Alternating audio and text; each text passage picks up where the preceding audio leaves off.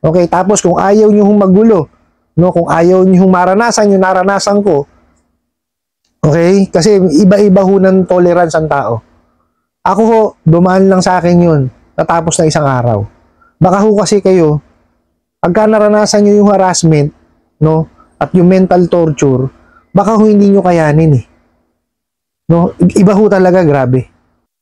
May nagtanong sa akin, Boss Rai, good day po. Ito po ang bagong ipinadala sa akin ng OLA mula dito sa agent nilang si. Possible po ba ito? Salamat po sa inyong magiging kasagutan. Good day. If you still can pay now, we will inform the references you put in who are involved or are your accomplices in your debt to your lending company. They will know this.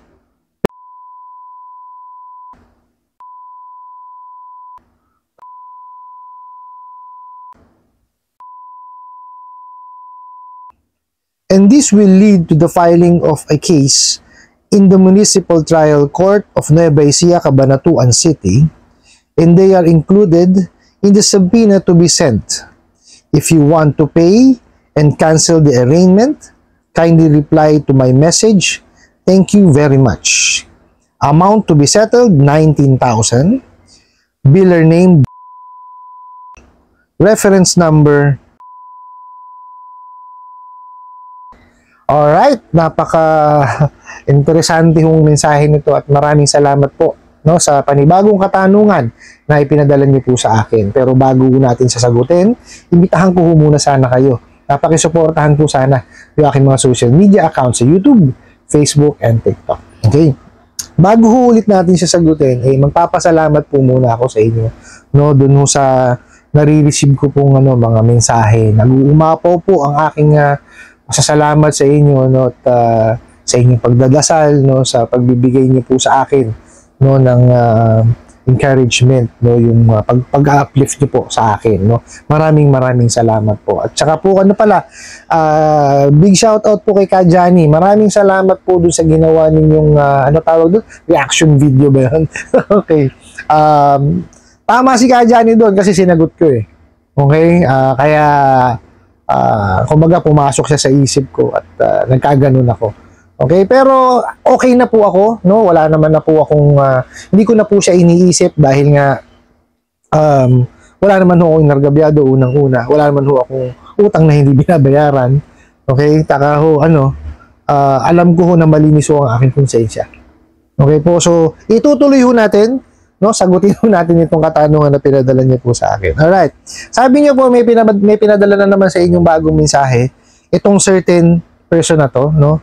I don't think po na ito yung yung tamang pangalan niya.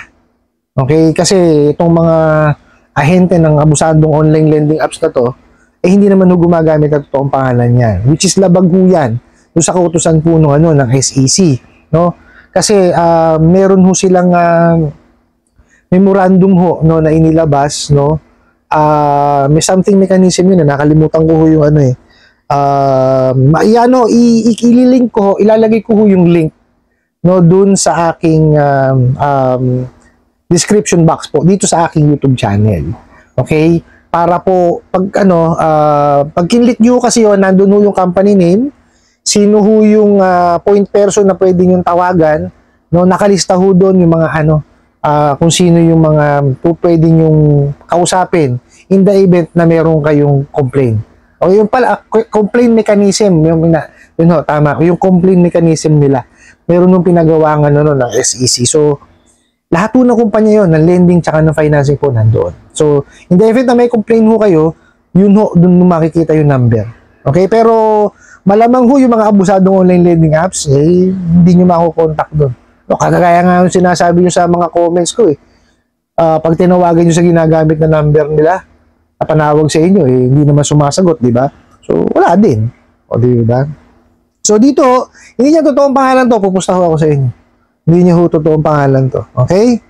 At, sabi ho dito, no, ibubuod na lang ho natin yung pinadalang mensahe sa inyo, no, na idadamay daw po, no? Kasi pag hindi kayo nakabayad, dadamay yung mga references nyo kasi kasabwat daw po or accomplice nyo pa. No, sa pangungutang, mali pa. Your lending company pa inilagay. Diba? Hindi nila mailagay yung pangalan ng lending company nila, di ba? O, so, ibig sabihin, may tinatagong katarantaduhan. O, di ba? Yan ang mahirap dito sa mga to. Ang lakas-lakas manakot, ang lakas-lakas mangharas. Hindi, excuse me po, hindi naman nila masabi kung saan sila nagtatrabaho. Di ba? Mga bugok eh. O, tapos, inisa-isa pa ho, yung mga sinabing mga nilagay nyo, mga references nyo. Okay, ganito lang ho yan. Kung kayo ho ang naglagay dun sa kanilang application ng references, okay, paano ho nila nasabi na accomplish nyo yun or kasabwat? Eh, hindi naman ho nila tinawagan. Di po ba? Hindi naman nila tinawagan yun. Hindi naman nila tinanong yun eh. Oh. Di po ba? Ano po ba ang tawag dito, ano po ba ang ginagawa ng mga references? Di ba? Pagka ho kasi yan, tinawagan ninyo, magbibigay lang ng information sa iyo kung ano itanong mo. Di po ba? Kumari, tinanong mo, gaano mo kakilala si Juan de la Cruz? Sasagutin mo lang din yun, yung reference. Oh. Di ba? Ano ba pagkakakilala mo sa mga ganun ho ang tanungan dun eh. Eh, wala naman silang ganun. Wala nga ho silang credit investigation. Tapos tatawagan pa nila yung mga references na yan. Eh, kalukuhang malaki yan. Oh. Di ba ho nga ang pangako nila, within 5 minutes may pera ka? Totoo yun. Oh. Paano ho nila matutupad yung 5 minutes na pera nasa inyo na?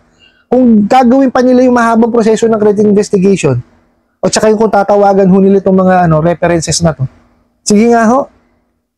O, bakit wala ho bang ibang ginagawa yung mga yan? Danas ho namin yan. Oh. Pagka ho kami nag-CCI tsaka nag-verify. Reference lang, inaabot kami ng oras. O, bago namin makontak. Nakita nyo ho? Tapos yan, sasabihin nila, kasabwat? Paano magiging kasabwat? Hindi nga nila nakakausap. Di ba? Sumariusip. Tsaka, hindi nila po pwede sabihin reference eh. Di ba? Kasi nga hindi nila nakakausap. Kasi itong reference na to, dapat alam niya reference siya. Hindi yan po pwede na galing lang sa contacts. Sasabihin reference na. Oh. Eh baka nga yung iba dyan, ninakaw lang doon sa contact details nyo eh. O baka hindi pa kayo nagbigay niyan eh. O di ba? Totoo na lang, real talk tayo. Mga bugok yung mga yan. Magnanakaw yung mga yan. Oh. Di ba? Tapos sasabihin pa, ito maling-mali itong mga banat nila rito eh. Magpa-file daw sila ng kaso sa Municipal Trial Court ng Nueva Ecija, Cabanatuan City. Sige, mag-file kayo mga bugok kung kaya nyo. O, tapos, kasama daw sa subpoena. Okay. Kung magpa-file kayo ng kaso, anong kaso ipapile nyo? Sige nga. Di ba small claims lang kasi civil case yan? O, bakit kailangan ng subpoena? Ha?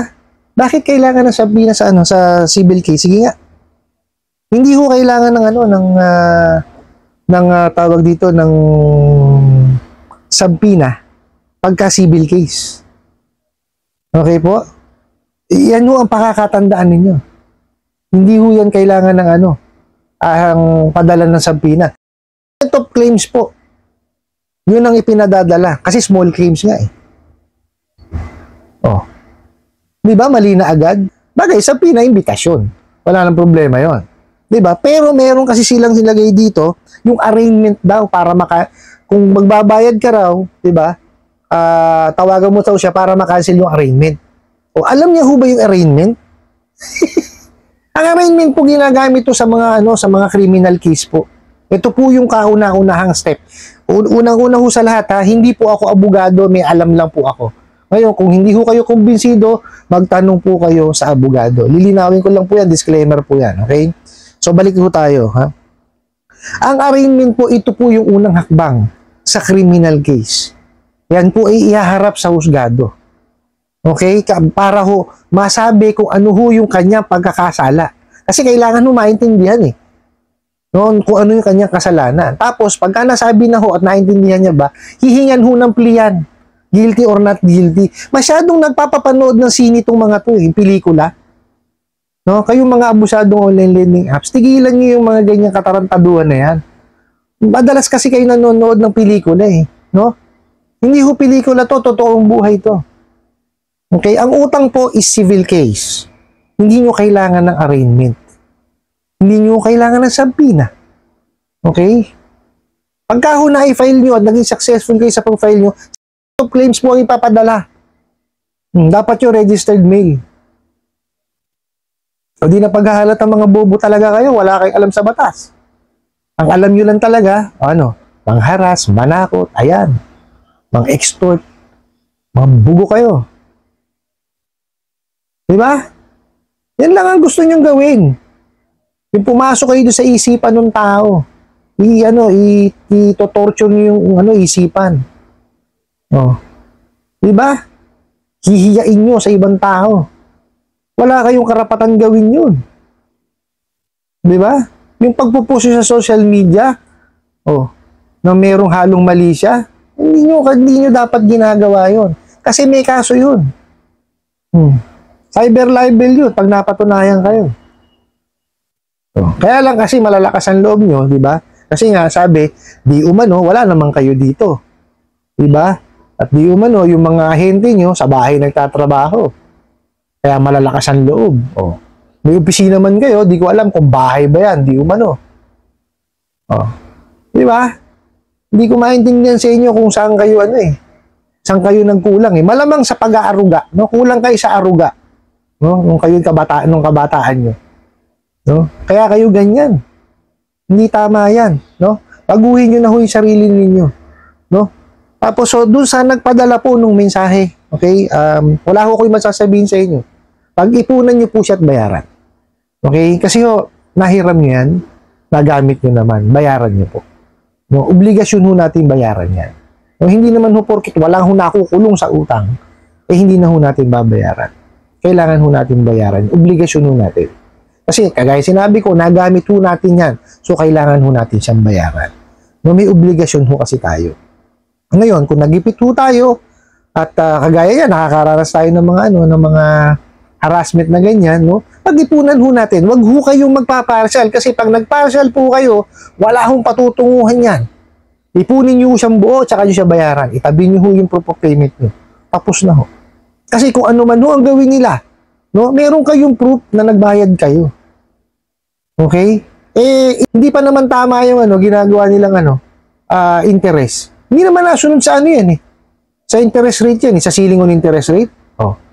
Maliwanag sa ceiling on interest rate, pagka 10,000 pababa at hindi lalagpas sa 4 na buwan, dapat ang maximum interest lahat po ito, total na interest is 15% per month lang po.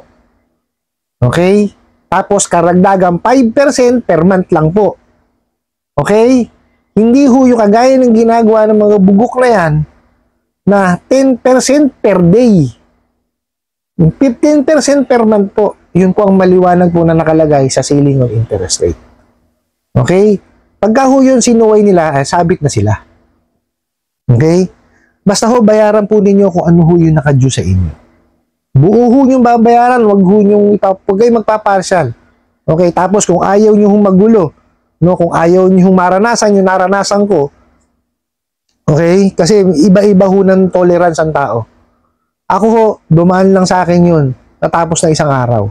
Baka ho kasi kayo, pagka naranasan nyo yung harassment, no, at yung mental torture, baka ho hindi nyo kayanin No, iba ho talaga, grabe. Naranasan ko ho siya No, iba yung dating. Alam mo talaga, totoo, magaling na aktor yung mga bugok na to. Okay po, iba yung torture na ibibigay. Kasi ako, nakita nyo, after that, okay na ako. Baka ho kasi hindi nyo madala No, baka mamaya kasi, sabi ko kagaya sinabi ko, iba-iba ho tayo ng tolerance No, baka hindi nyo kayang dalin. So, pagka ganun po, gawin nyo kung ano sa tingin nyo yung tamang gawin para hindi nyo maranasan yung kagaya ng naranasan ko. Ako kasi sinagot ko Diba ba? Pagka kasi itong mga abusadong online lending apps na to, hindi mo na bayaran sa takdang oras, ayan na. Iano ka na niyan, tatawagan ka ng tatawagan, i-message. Talagang gusto nila niyan, ma-depress kayo. No, yun ho talaga ang ano nila. Eh, mga tanga naman, kasi pagka ang kliyente na depress, paano makakabayad? Kasi mawawala sila sa ano, sa ulirat eh. Di ba? Pag nawala ka kasi sa focus, paano ka makakapagtrabaho? Sige nga. Instead of you counseling your clients, kailangan kina-counsel nyo eh. Di ba? Tinutulungan nyo para makabayad. Hindi yung ganyan na babaragin nyo, ihaharas nyo. Para kayong mga bugok eh. Ba, hindi pala para mga bugok. Bugok pala talaga kayo.